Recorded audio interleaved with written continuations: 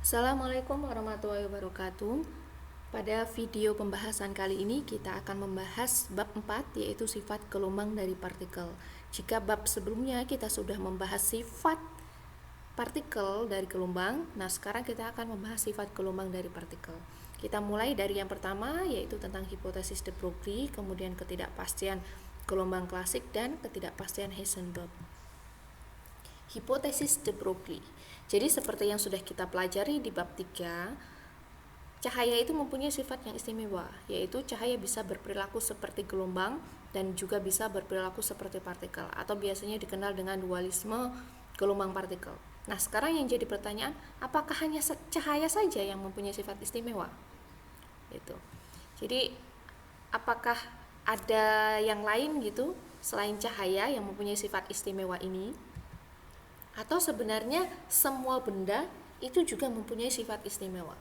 Jadi bermula dari pertanyaan ini yang menjadikan yang menjadi hipotesis de Broglie ya. Jadi jangan-jangan yang istimewa itu nggak cuma cahaya, tetapi semua benda itu sebenarnya juga istimewa. Jadi semua benda itu bisa berperilaku seperti partikel dan juga bisa berperilaku seperti gelombang.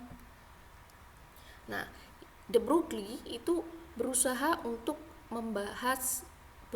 menjawab hipotesa ini ya dengan meneliti dua persamaan, dan ini menjadi disertasi ya. Jadi ini menjadi disertasinya de Broglie. Yang pertama itu tentang relasi energi foton. Jadi energi foton kita ketahui E sama dengan HF.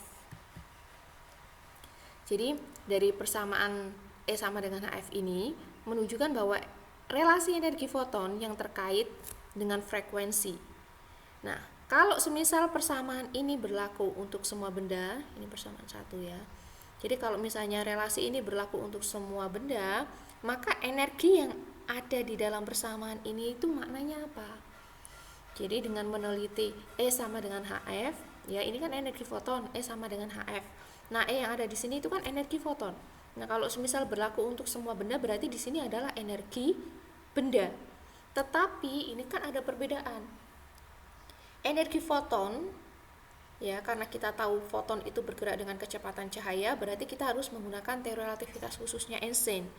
Jadi dalam teori relativitas khusus, energi itu kan ada energi total relativistik ya. Jadi yang lestari itu kan energi total relativistik, di mana energi total relativistik itu jumlahan dari energi diam dan energi momentum, atau relasi energi momentumnya itu, ini mohon maaf ini ya, energi diam dan energi kinetik maksud saya. Jadi ini energi kinetik ya, momentum ini kinetik. Jadi E kuadrat itu sama dengan P kuadrat C kuadrat plus M kuadrat C pangkat 4. Ini ya. Nah, kalau semisal foton, untuk foton itu kan dia tidak bermasa. Sehingga kan di sini 0 ya. Ini kan 0. Sehingga E kuadrat itu sama dengan P kuadrat C saja. Jadi di sini kita punya relasi E sama dengan P kalikan C. Jadi energi total relativistik, ini kan tulisannya kan energi total relativistik itu sama dengan energi kinetik ditambah dengan energi diam.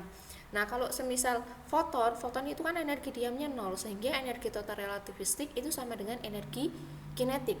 Jadi jelas E yang ada di sini adalah energi kinetik foton yang sama dengan energi total relativistik foton.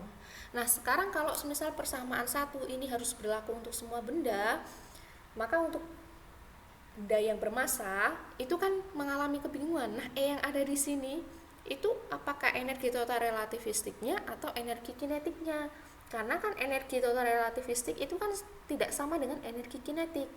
Jadi untuk benda yang mempunyai massa, energi kinetiknya ya, jadi untuk benda yang bermassa itu kan energi kinetik itu tidak sama dengan energi ya, energi total relativistiknya itu tidak sama dengan energi kinetik relativistik. Jadi bingung. Seandainya persamaan foton, energi foton ini berlaku untuk semua benda, maka energi yang ada di sini itu mananya energi apa? Gitu ya. Kalau untuk foton, E yang ada di sini itu kan energi total relativistik sama dengan energi kinetik. Berarti E-nya yang ada di sini itu jelas. Tetapi kalau ini berlaku untuk semua benda, E yang ada di sini itu menjadi bingung. yang ada di sini itu apakah energi total relativistiknya atau energi kinetiknya. Sehingga persamaan yang pertama ini ditinggalkan oleh de Broglie karena tidak mendapatkan jawaban dari hipotesisnya. Kemudian lanjut ke relasi momentum foton. Jadi momentum foton itu kan P sama dengan H per lambda. Nah, dari persamaan tersebut de Broglie itu berhasil mendapatkan jawaban dengan memperoleh persamaan lambda itu sama dengan H per P. Sangat sederhana sekali ya, ini jadi disertasi ini loh. Jadi dapat gelar doktor ini. Jadi cuma dibalik saja itu. Jadi lambda de Broglie itu sama dengan H per P. Ya. Jadi apakah hanya sederhana cuma balik persamaan, perasaan gak ada bedanya itu ya. Jadi meskipun sangat sederhana dan terlihat sama saja itu, tapi ini mempunyai dua makna yang sangat berbeda. Jadi ketika kita punya gelombang ya, jadi gelombang itu dapat berperilaku seperti partikel. Itu makna dari persamaan P sama dengan H per lambda. Jadi gelombang dengan karakteristiknya itu dia mempunyai panjang gelombang, bisa berperilaku seperti partikel dengan karakteristiknya yaitu dia mempunyai momentum. Jadi dua persamaan ini mungkin serupa tapi tak sama ya. Mungkin serupa, jiwanya itu tetapi berbeda. Jiwa yang pertama yang P sama dengan H per lambda itu menunjukkan bahwa gelombang itu ya yang dikarakterisasi dengan panjang gelombang dapat berperilaku seperti partikel yang ditunjukkan dengan momentumnya. Kemudian partikel itu bisa berperilaku seperti gelombang. Nah, panjang gelombang yang dipancarkan oleh partikel tersebut disebut sebagai lambda de Broglie yang sama dengan H per P. Jadi partikel itu dapat berperilaku seperti gelombang.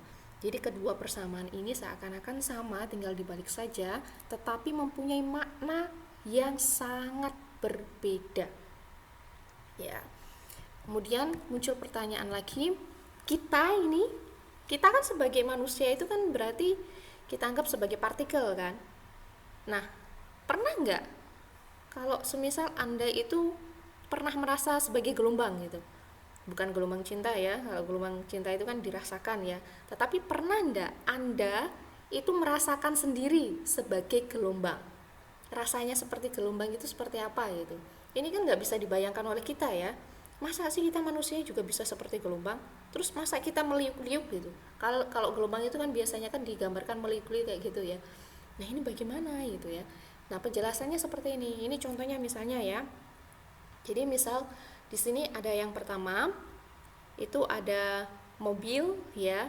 Jadi mobil mempunyai massa 1000 kg, dia bergerak dengan 100 meter per sekon. Kemudian yang kedua itu ada peluru ya, massanya 10 gram, bergerak dengan 500 meter per sekon. Kemudian ada partikel asap ya, massanya 10 pangkat min 9 gram. Kemudian dia bergerak dengan kecepatan 1 cm per second. Kemudian yang D itu ada elektron dengan energi kinetik 1 elektron volt. Yang E ada elektron dengan energi kinetik 100 MeV. Nah, sekarang kita akan mencari panjang gelombang de Broglie. Jadi, semua partikel atau semua benda bisa berperilaku seperti gelombang. Nah, gelombang yang dipancarkan itu disebut sebagai gelombang de Broglie. Nah, kita tinjau yang mobil terlebih dahulu. Nah, ternyata panjang gelombang mobil itu sama dengan 6,6 kali 10 pangkat min 39 meter. Kemudian yang B, panjang gelombang peluru. Jadi dari A ke E itu kan masanya semakin kecil ya. Nah, ternyata lambda yang dipancarkan itu 10 pangkat min 34. Kita bahas ordernya saja ya. Kemudian untuk yang partikel asap ya, jadi H sama dengan M per V ini, ternyata panjang gelombang de Broglie yang dipancarkan adalah 10 pangkat min 20 meter. Nah, sekarang yang D. Jadi di sini kita punya elektron dengan energi kinetik 1 elektron volt. Nah, kira-kira untuk mencari lambda itu kan H per P ya. Kalau tadi ini kan tinggal dimasuk-masukkan. Nah, ini berarti kita harus mencari yang diketahui kan energi kinetik. Kita harus mencari tahu P-nya terlebih dahulu. Nah, seperti yang kita tahu ya. Jadi kan ada kasus energi kinetik itu kan ada dua rumus. Energi kinetik kalau semisal dia geraknya itu klasik, berarti kita pakai rumus setengah mv kuadrat atau K sama dengan P kuadrat per 2M. Tetapi kalau misalnya bendanya itu bergerak relativistik, maka energi kinetik relativistik itu kan rumusnya beda. Jadi energi kinetik relativistik itu sama dengan energi total relativistik dikurangi dengan energi diam. Masih ingat ya? Nah, sekarang ketika Anda hadapkan dengan elektron yang mempunyai energi kinetik sekian, kita harus tinjau. Nah, elektronnya itu dia bergerak relativistik atau tidak. Kalau semisal dia relativistik, berarti kita harus menggunakan energi kinetik relativistik. Kalau semisal dia non relativistik, berarti kita harus menggunakan rumus energi kinetik non relativistik. Nah, untuk mengetahui elektron itu dia relativistik atau tidak, kita bisa bandingkan.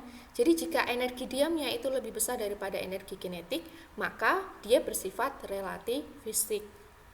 Energi diam elektron itu kan 0,5 ya, 0,5 MeV ya.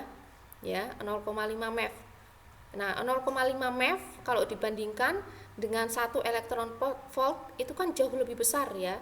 Jadi energi diam, jadi untuk yang D itu kan energi diam itu sangat lebih besar daripada energi kinetik. Berarti ini sifatnya adalah non relativistik, sehingga kita menggunakan rumus K untuk yang non relativistik. Jadi kita bisa cari P itu menggunakan rumus 2MK. Jadi K sama dengan P kuadrat per 2M ya, sehingga P-nya itu sama dengan akar 2MK. Seperti ini, sehingga kita dapatkan dia lambdanya itu 1,2 nanometer ya, atau bisa menggunakan rumus seperti ini ya. Jadi kalau ini kan kita pakai satuan SI biasa ya, kalau yang ini kita bisa pakai langsung elektron volt ya. Jadi triknya seperti ini. Nah, sekarang yang E. Nah, energi kinetik elektron itu 100 MeV. Nah, sekarang kita bandingkan ya, energi diamnya elektron itu 0,5 MeV, sedangkan energi kinetiknya 100 MeV. Berarti kan energi kinetik lebih besar daripada energi diam. Berarti ini kasusnya adalah relativistik. Kalau misalnya relativistik, energi kinetik itu kan sama dengan energi total relativistik sama dengan P kalikan dengan C. Sehingga untuk mencari lambda itu mudah. Lambda itu kan H per P. Nah, biar sama akar dalam satuan MeV, berarti atas bawah kita kalikan C per C. C per C itu kan sama dengan 1. Jadi tidak merubah rumus ya. Jadi lambda itu sama dengan HC per PC. Jadi HC-nya itu 1250 MeV. Ya, jadi nanti kalau semisal Anda itu menemukan rumus HC ya, HC itu sama dengan 1240 MeV. Jadi kalau misalnya nanti dihitung-hitungan gitu ya, perhitungan bisa langsung pakai rumus ini. Nah, kemudian PC-nya itu 100 MeV. Jadi ini adalah 200 FM ya, femtometer ya.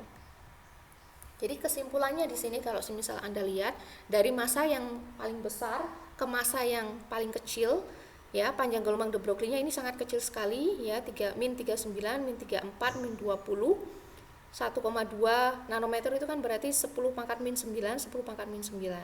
Jadi kesimpulannya, kenapa kita sebagai manusia ya, sebagai partikel kok tidak pernah merasa menjadi gelombang gitu ya?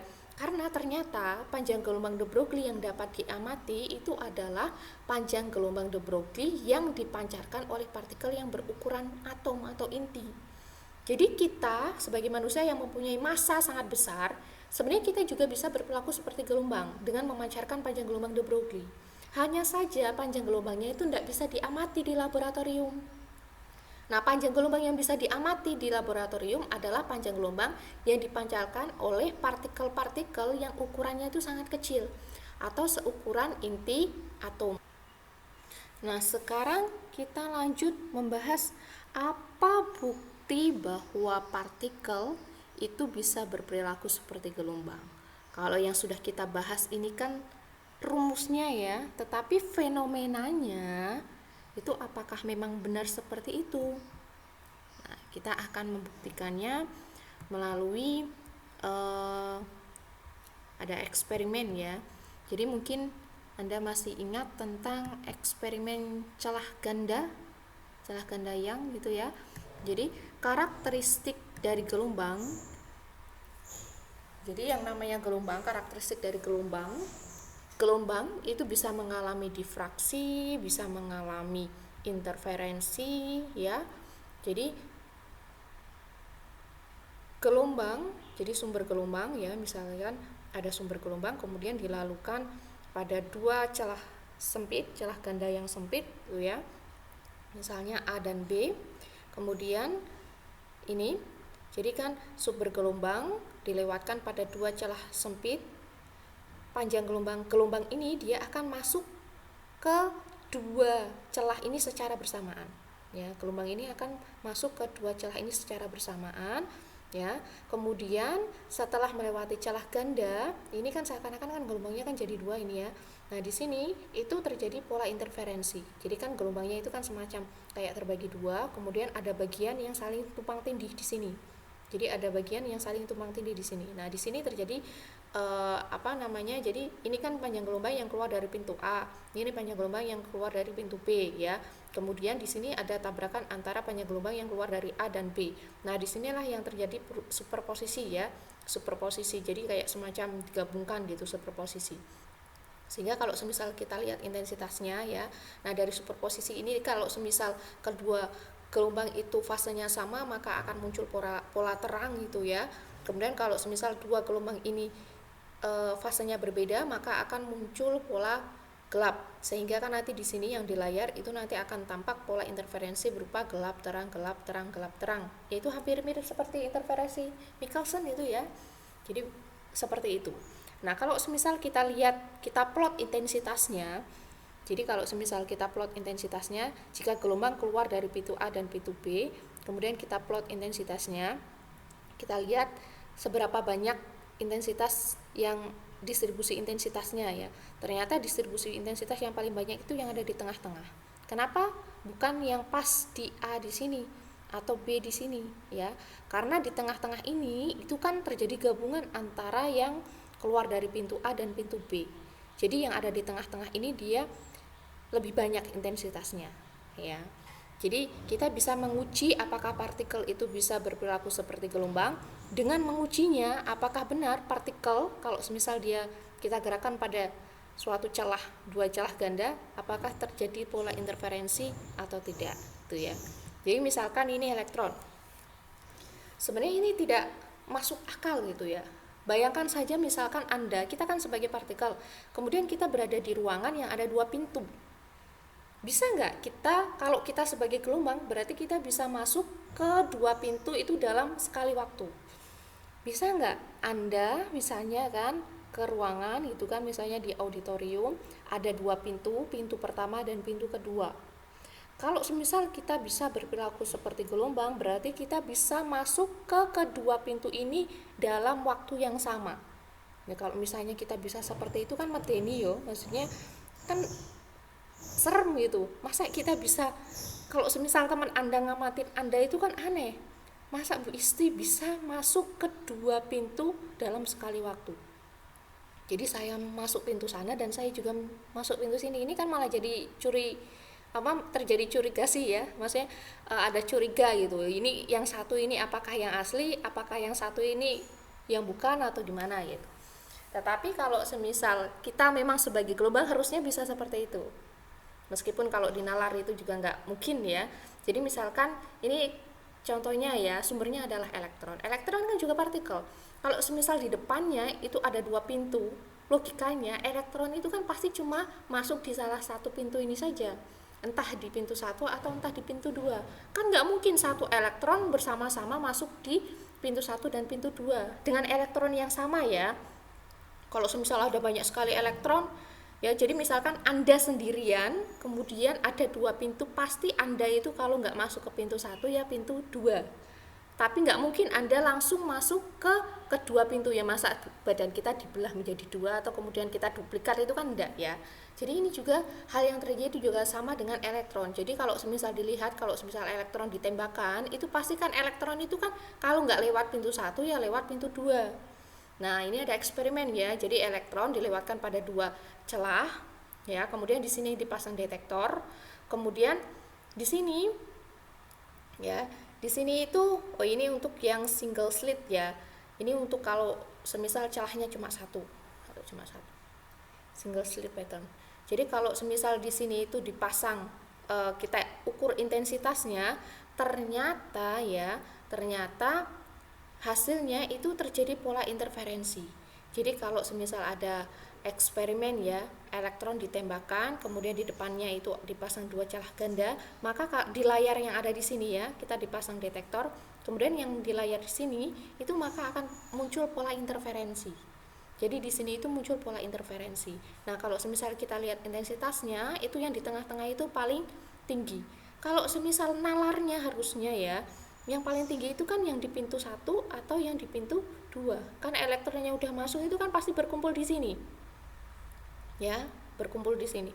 Tapi ternyata setelah di hasil eksperimennya itu mereka tidak mengumpul di pintu 1 dan pintu 2, tetapi yang paling banyak itu dia mengumpul di antara kedua pintu ini.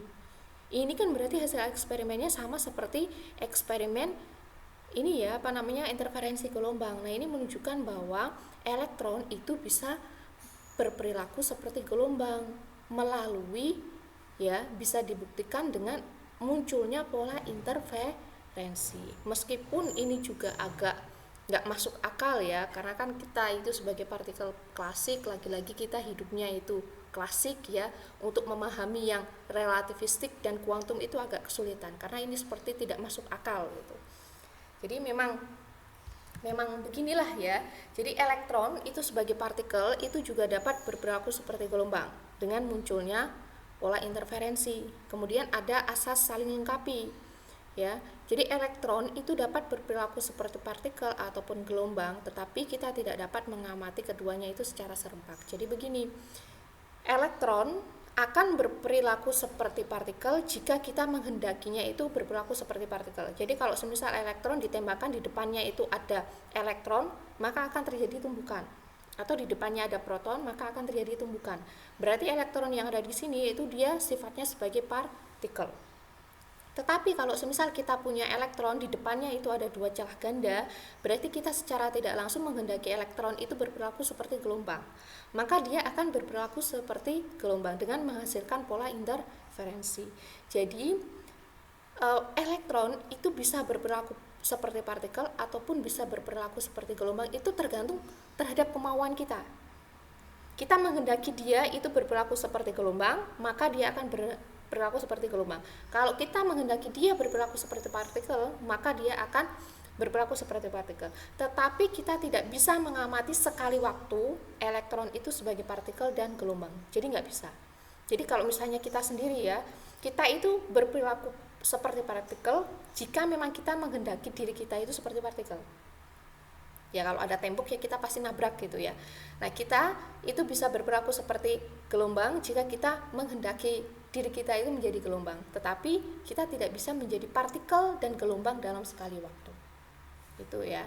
Jadi ini tentang hipotesis de Broglie. Jadi jelas yang istimewa tidak hanya cahaya, tetapi semua benda. Jadi semua benda itu bisa berperilaku seperti partikel dan bisa berperilaku seperti gelombang. Nah, panjang gelombang yang dipancarkan oleh partikel itu disebut sebagai panjang gelombang de Broglie.